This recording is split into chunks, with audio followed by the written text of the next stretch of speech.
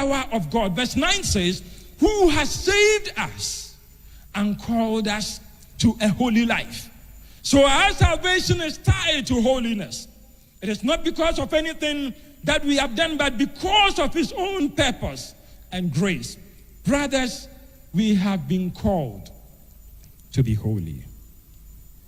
Let me quickly take some examples from within our church. Holiness in the Church of Pentecost, then and now. Holiness became the hallmark of the Church of Pentecost during the formative years of the church. Pastor James McKeown would often preach on holiness.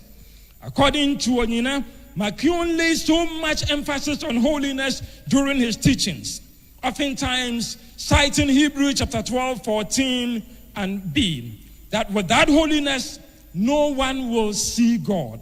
To the extent that it seemed without holiness, salvation might be considered absent. Members adhered to these teachings, and holiness consequently became a lifestyle of the church. For instance, the slogan of the women's movement, now Women's Ministry of the Church, which became officially recognized in 1945, introduced by Adam McKeown, the brother of James McKeown, was holiness unto the Lord. Holiness. And so it has become a slogan.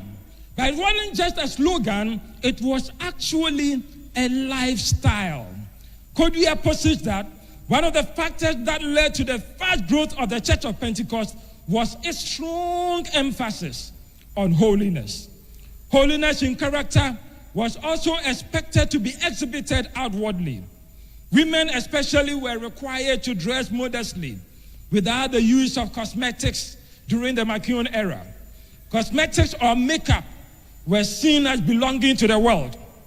At a General Council meeting held at Kumasi in 1968, it was directed that the wives of elders, overseers, and pastors should set good examples by dressing modestly and discarding the wearing of wigs.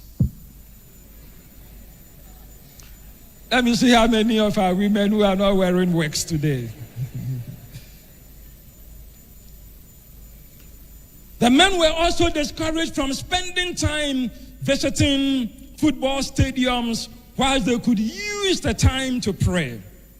At the same Kumasi meeting in 1968, the church was also instructed that football pools, lotteries, raffles, sweepstakes, horse racing, and others are classified as gambling and should be discouraged in the church. Several disciplinary actions were therefore instituted for those who fell into such sin and other kinds of behavior that the church felt would tarnish the image of the church.